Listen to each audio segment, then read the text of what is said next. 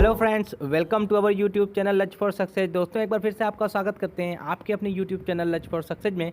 दोस्तों देखिए, कल हम फ्रेंच रिवॉल्यूशन को लेकर 9th के क्लास का एक एनसीईआरटी का जो चैप्टर है फर्स्ट वाला, उसका इंट्रोडक्शन वीडियो बना दिया है। उसको जाकर दोस्तों देख लीजिएगा, डिस्क्रिप्शन में उसका लिंक मैंने दे दिया है। ठीक है, तो उसी को चैप्टर को लेकर दोस्तों उसके पहले सब टॉपिक को आज हम स्टार्ट करेंगे, जिसका नाम है French society during the late 18th century.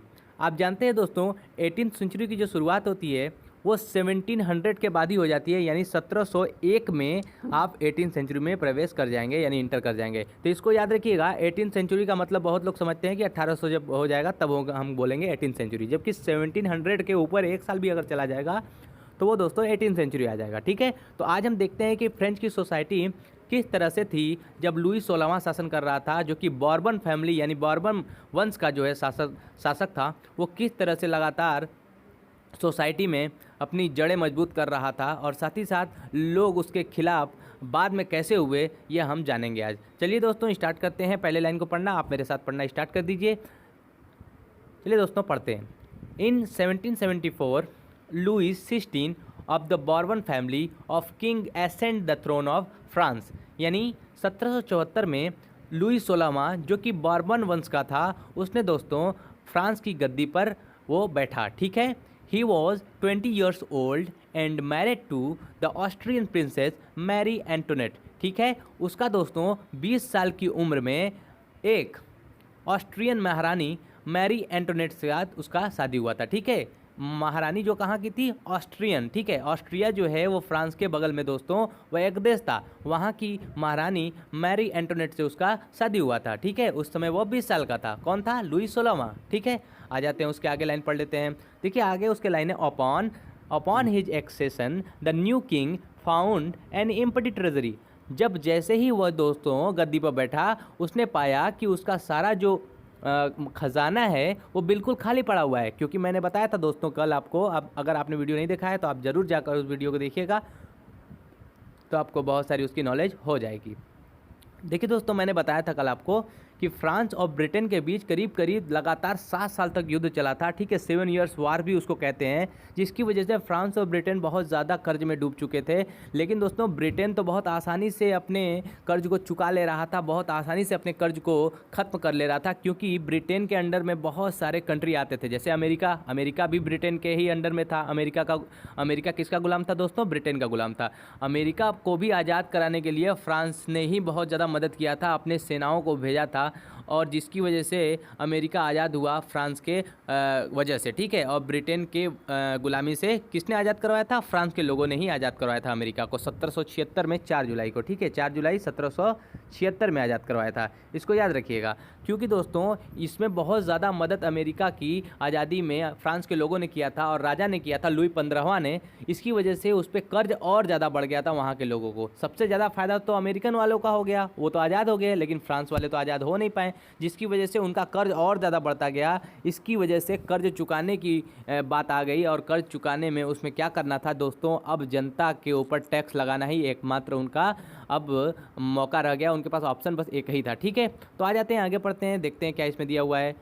Long years of war had drained the financial resources of France. क्योंकि दोस्तों इसमें देखिए वही बात आ गया कि बहुत सारे युद्धों की वजह से, लगातार कई सालों के युद्ध की वजह से जो फाइनेंशियल रिसोर्सेज थे फ्रांस के, वो बहुत सारे डिक्रीज हो गए, कम हो गए। Added to this was the cost of maintaining an extravagant court at the immense palace of Versailles. उसके अलावा दोस्तों वहाँ पे वर्साई का एक महल हुआ करता था, फ्रांस के करीब करीब 5 से 6 किलोमीटर दूर एक वर्साई का महल होता था दोस्तों। वो जनता के एकदम बीच से अलग बिल्कुल बनाया गया था, उसको एकदम सुनसान इलाके में बनाया गया था वर्साई के महल को, ताकि जनता कभी भी कोई भी उसका मैटर जनता का कोई भी मैटर दोस्तों राजा को न पता चल सके, और राजा बिल्कुल भी उसके लिए जिम्मेदार न हो। ठीक है, और साथ ही साथ दोस्तों वह लोगों के भीड़ भाड़ वाले इलाके से और शोर शराबे वाले इलाके से बिल्कुल भी दूर रहना चाहता था, इसलिए उसने दोस्तों वर्साई का महल पेरिस से बहुत दूर बनाया था, एक सुनसान इलाके में। उसका भी खर्चा रखने के लिए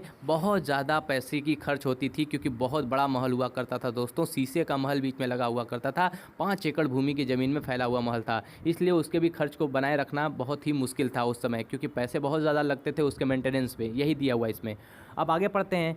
under Louis 16 France help the 13 American colonies to gain their independence from the common enemy. क्योंकि दोस्तों देखिए, लुईस 16 के शासनकाल में फ्रांस ने 13 अमेरिकन कॉलोनी को इंडिपेंडेंस दिलाई थी। हमने अभी बताया वही आपको ब्रिटेन से, क्योंकि ब्रिटेन दोस्तों अमेरिका में उस वक्त अधिकार किए हुए था। ठीक है, तो लुईस 16 जो था दोस्तों, वो फ्रांस के सैनिकों को भेजता है अमेरिका में, और वहाँ से ब्रिटेन, क्योंकि ब्रिटेन दुश्मन रहता है फ्रांस का, इसलिए वो नहीं चाहता कि ब्रिटेन जो है वो अमेरिका पे राज करे, इसलिए अमेरिका के लोगों की सहायता फ्रांस ने किया, जिसकी वजह से उसको कुछ नहीं मिला, उसका पैसा ही खर्चा हुआ, बल्कि उसको एक खुशी ज़रूर मिली कि ब्रिटेन से अमेरिका को आज़ाद करा लिया गया। ठीक है, इसलिए देखिए आगे पढ़ते हैं, उसके बाद क्या होता है। The war added more than $1 billion livres to डेप्ट that had already risen to more than $2 billion livres. देखिए दोस्तों, मैंने अभी बताया आपको कि लिवरेज जो मुद्रा थी वो फ्रांस की मुद्रा थी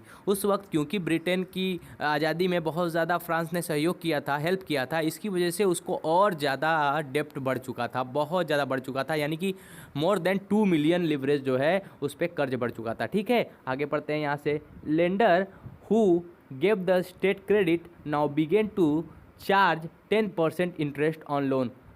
और दोस्तों, जो भी महाजन हुआ करते थे, जो नोबिलिटी सेकंड स्टेट के लोग होते थे, देखिए जान लीजिए, पहले मैंने आपको कल बताया भी था कि 3 तरह के स्टेट जो है वो सोसाइटी में बटे हुए थे फ्रांस में। पहले लोग जो थे वो क्लर्जी थे। क्लर्जी में दोस्तों मुख्य रूप से बिशप आते थे, जो बड़े बड़े बिशप होते हैं, जैसे कि मान लीजिए मंदिर में पुजारी होते हैं, उसी तरह क्रिश्चियन लोगों में वहाँ चर्च में दोस्तों बिशप हुआ करते हैं और फादर हुआ करते हैं। ऐसे लोग फर्स्ट वाले कैटेगरी में आते थे, फर्स्ट स्टेट में आते थे। ठीक है, और सेकेंड स्टेट में जो आते थे वो नोबेल लोग आते थे। नोबेल का मतलब जो बड़े बड़े जमींदार थे, बड़े बड़े सामंतवादी फ्यूडल लॉर्ड्स हुआ करते थे, वो सेकंड में आते थे, सेकंड स्टेट में। ठीक है, और जबकि थर्ड स्टेट में दोस्तों, मैंने आपको बताया भी था कल कि थर्ड स्टेट में करीब करीब 95% जनता जो फ्रांस की थी वो थर्ड स्टेट में आती थी। और वो कौन से थे? वो बिजनेसमैन थे, मर्चेंट थे, कोर्ट ऑफिशियल्स थे, वकील थे, लॉयर थे, हमने बताया भी था कल आपको, किसान थे, आर्टिसंस थे जो मूर्तिकार बनाने वाले होते हैं, ये सब लोग थे थर्ड स्टेट में। इस तरह से तीनों स्टेट बटा हुआ था फ्रांस में। ठीक है, तो आगे पढ़ते हैं, आपको समझाने के लिए यह मैंने बता दिया आपको। चलिए देखते हैं आगे उसमें क्या दिया हुआ है। तो लेंडर्स जो थे, जो महाजन थे, उन्होंने बड़े बड़े जो है लोन दिए राजा को, और बड़े बड़े इंटरेस्ट पे लोन दिए दोस्तों। जैसे कि मतलब जो लोन होता है वो इंटरेस्ट पे दिया जाता है, तो 10% इंटरेस्ट लगाया, यानी 1000 रुपया अगर वो लोन देते थे सरकार को, तो दोस्तों इसमें से 10% यानी 100 रुपया जो है इसके ऊपर क्या लेते थे वो, या इंटरेस्ट लेते थे। इसको याद रखिएगा, 100 रुपया इंटरेस्ट लेते थे दोस्तों, बहुत ज़्यादा है 100 रुपया, तो इसको याद रखिएगा। इस तरह से जो है इंटरेस्ट लेते थे कौन? जो लेंडर्स होते थे, जो उधार देते थे लोन पे। ठीक है, so the French government was, इस यहाँ पे देखिए आप लिखा हुआ है, so the French government was obliged to spend and increasing percentage of its budget on interest payment alone. इसलिए जो फ्रांस की सरकार थी दोस्तों, वह अपना लगातार जो बजट थी वो बढ़ाती जा रही थी। किसको देने के लिए? जो इंटरेस्ट था अमाउंट का, उस पर बढ़ाती जा रही देने के लिए बजट अपना बढ़ा रही थी कि मैं कैसे उनका कर्ज चुकाऊं जल्दी से जल्दी। वो टैक्स को भी बढ़ाती थी और इसके लिए वो अपना जो बजट था वो भी लगातार बढ़ा रही थी। और बजट में दोस्तों 50% हिस्सा तो उसको कर्ज चुकाने में चला जाता था। जो उसका बजट का 50% हिस्सा था आमदनी का, वो दोस्तों 50% उसमें से दोस्तों उसको जो है कर्ज चुकाने में ही चला जाता था। देखिए, to meets its regular expenses such as the cost of maintaining an army, the court, running government offices और universities, the state was forced to increase taxes.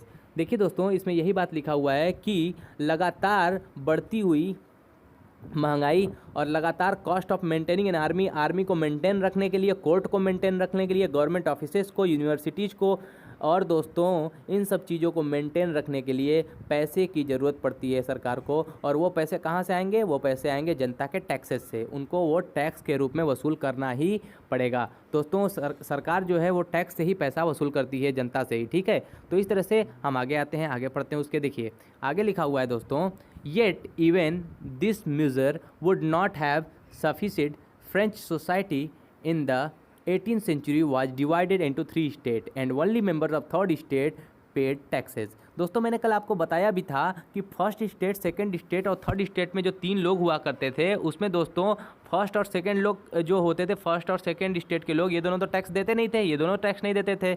लेकिन जो थर्ड स्टेट के लोग थे उनको टैक्स देना ज़रूरी था, क्योंकि इनको माफ़ नहीं था टैक्स, इनको ही टैक्स देना पड़ता था पूरा। फ्रांस में, ठीक है, इसको याद रखिएगा, कल मैंने बताया भी था। और वो टैक्स कौन देंगे दोस्तों? वो टैक्स देंगे businessman, merchant, officials, court officials, lawyers, pheasant, artisan, small pheasant, यही सब लोग जो है दोस्तों टैक्स देंगे, ठीक है। आगे चलिए पढ़ते हैं, आगे हम लोग बात करते हैं इस पर क्या लिखा हुआ है। देखिए आगे लिखा हुआ है दोस्तों, the society of state was part of the feudal system that dated back to the middle ages. The term old regime is usually use to describe the society and institution of France before 1789। दोस्तों 1789 से पहले जो feudal system था France में वो बहुत ही ज़्यादा चरम सीमा पे था। फ्यूडल सिस्टम का मतलब ये होता है दोस्तों, जो महाजनी व्यवस्था होती है जिसमें जमींदार बड़े बड़े होते हैं, वो छोटे छोटे लोगों पे, छोटे छोटे किसानों को ज़बरदस्ती दोस्तों अपने खेती में करवाया करते थे और उनसे पैसा जो है वसूल करते थे, यहाँ तक कि उनका ज़मीन भी हड़प लेते थे और उनसे ज़बरदस्ती खेती भी करवाया करते थे। फ्यूडल सिस्टम में जो बड़े बड़े चर्च के लोग होते थे, बड़े बड़े जो जमींदार लोग होते थे सेकेंड स्टेट के, वो लगातार काम करवाते थे। यही लगातार फ्रांस में 1789 से पहले हुआ करता था। इसमें आप फिगर 2 में देख सकते हैं कि किस तरह से मैंने आपको बताया भी कि how the system of state in French society was organise, किस तरह से जो सिस्टम था स्टेट का फ्रांस के वो बटा हुआ था, 3 वर्गों में बटा हुआ था, फर्स्ट, सेकंड और थर्ड स्टेट में। मैंने बता दिया आपको। पीसेंट जो है वो 90% ऑफ द पॉपुलेशन, मतलब कहने का ये है जो पीसेंट थे यानी किसान थे दोस्तों, वो 90% टोटल थे पॉपुलेशन का। आप इससे अंदाज़ा लगा सकते हैं कि अगर 100 लोग होंगे फ्रांस में तो 90 उसमें टोटल कौन होते थे? उसमें 90 दोस्तों किसान होते थे, इसको याद रखिएगा। However only A small number of them own the land they cultivated. उनके पास दोस्तों अपना जो भूमि होता था, लैंड होता था, वो बहुत ही कम होता था जो वो जोतते थे और खेत में सामान बोते थे यानी फसल बोते थे। About 60% of the land was owned by nobles. करीब करीब 60% हिस्सा दोस्तों नोबेल के द्वारा ओन रहता था, मतलब उनका मालिकाना हक रहता था उसके ऊपर। कल मैंने बताया भी था कि फर्स्ट स्टेट के जो लोग होते थे उनको 10% जो है जन्म होते ही फ्रांस के भूमि का हिस्सा मिल जाता था, लैंड का हिस्सा मिल जाता था। 25% जो है वो टोटल हिस्सा मिल जाता था फ्रांस के सेकेंड स्टेट के लोगों को, जो कि फ्यूडल लॉर्ड्स या तो हमने बताया था जो चर्च से ही निकले हुए कुछ लोग होते थे, जैसा कि हमने बताया भी था। देखिए यहाँ पे आप दोस्तों देख सकते हैं नोबिलिटी, ठीक है, ये यहाँ के लोग रहते थे, ठीक है, आप समझ सकते हैं इससे। चलिए आगे पढ़ते हैं दोस्तों। The church and other richer member of the third state, the member of the first two state that is clergy and the nobility। मैंने आपको बताया था जो फर्स्ट स्टेट के लोग हुआ करते थे उनको क्लर्जी बोला जाता था, इसमें चर्च के लोग आते थे, और सेकंड स्टेट के लोग को नोबिलिटी बोला जाता था या फ्यूडल लॉर्ड्स भी इनको कहा जाता है दोस्तों। इनके पास ज़मीन बहुत ज़्यादा रहती थी। Enjoyed certain privileges by the birth, दोस्तों उनको जन्म से ही अधिकार मिल जाते थे, जो मैंने आपको बताया भी था। The most important of this was exemption from paying taxes the state. सबसे बड़ी इसमें बात थी कि उनको टैक्स देने की कोई ज़रूरत भी नहीं थी सरकार को। मैंने बताया भी था आपको दोस्तों कि 1 और 2 जो स्टेट के लोग थे उनको कोई भी टैक्स देने की ज़रूरत नहीं थी क्योंकि उनको छूट मिली हुई थी। The nobles further enjoyed feudal privileges. इस तरह से जो नोबल्स थे दोस्तों वो बहुत ज़्यादा फ्यूडल यानी सरकार के लाभ उठा रहे थे, सरकार के कामों का बहुत ही ज़्यादा लाभ उठा रहे थे। These included feudal dues which they extracted from the peasant. Peasant were obliged to render services to the Lord, to work in his house and fields, to serve in the army or to participate in building roads। दोस्तों इसमें क्या है मैं आपको बता देता हूँ। These included feudal dues, इसमें कि जो बकाया होते थे वो भी शामिल होते थे। विच they extracted from the pheasant, जो कि वह लगातार उन किसानों से लेते थे जो कि उनके फील्ड में काम कर रहे होते थे। Peasant were obliged to render services to the lord. पीसेंट यानी किसान जो होते थे वो दोस्तों जमींदारों का काम करते थे, घर में उनके नौकरी करते थे, उनके खाना बनाते थे, उनका जो है खेत जोतते थे, और दोस्तों उनके घर में काम करने के साथ साथ वो आर्मी में भी भाग लेते थे या पार्टिसिपेट करते थे और बिल्डिंग रोड को भी बनाने में मदद करते थे। तो ये सब काम किया करते थे दोस्तों जो थर्ड स्टेट के लोग थे, मतलब पीसेंट यानी किसान हुआ करते थे। सिर्फ खेती ही नहीं करते थे, वो आर्मी तक में भर्ती होते थे। अब ये लास्ट जो है पैसे जो पढ़ देते हैं दोस्तों आपके सामने देखिए। The church to extracted its share of taxes called tithes from the peasant। यहाँ तक कि दोस्तों चर्च को भी राजा ने अधिकार दिया था जो फर्स्ट स्टेट के लोग थे कि वह टिथेस नाम का एक टैक्स किससे वसूल सकते हैं, वो जो पीसेंट हैं, किसान हैं, उनसे दोस्तों वसूल सकते थे। And finally all members of the third state had to pay taxes to the state. आपको जैसा कि पता ही है कि तीसरे मेंबर के सभी मेंबर को, तीसरे स्टेट के सभी मेंबर को दोस्तों टैक्स तो देना ही पड़ता था राजा को। देयर इंक्लूडेड, यहाँ पे these included a direct tax, उसमें दोस्तों जो है direct tax called taille, direct tax हुआ करता था जिसको हम टेल बुलाते थे। And number of indirect taxes, और बहुत सारे मात्रा में इनडायरेक्ट टैक्सेस भी हुआ करते थे which are levied on articles of everyday consumption. जैसे कि इनडायरेक्ट टैक्सेस दोस्तों ऐसे वस्तुओं को कहा जाता है, ऐसे टैक्सों को कहा जाता है जो मतलब हम खाने पीने के वस्तुओं पर लगाते हैं। जैसे कि नमक पर लगा दिया गया तो आपको डायरेक्ट टैक्स तो देना नहीं पड़ा, नमक के अंदर ही टैक्स शामिल होगा।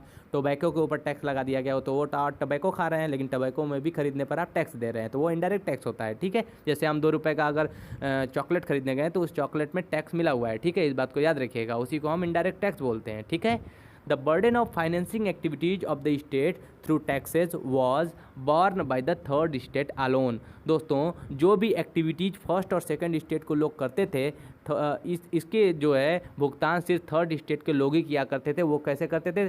टैक्स दे के करते थे, क्योंकि थर्ड स्टेट को ही मतलब टैक्स देने के लिए ये बात कहा गया था राज्य सरकार द्वारा। इसको याद रखिएगा। तो दोस्तों यहीं पे हम लोग का ये पैसेज खत्म होता है। ये वीडियो आपको कैसा लगा आप ज़रूर बताइएगा। तब तक के लिए मिलते हैं अगले वीडियो में। हम अगला इसका सेशन दोस्तों बनाएंगे आपके, जैसा आपका रिस्पांस रहेगा इस वीडियो पे, इसी को लेकर के दोस्तों हम अगला आपको बताएंगे। ठीक है, चलिए मिलते हैं अगले वीडियो में, तब तक के लिए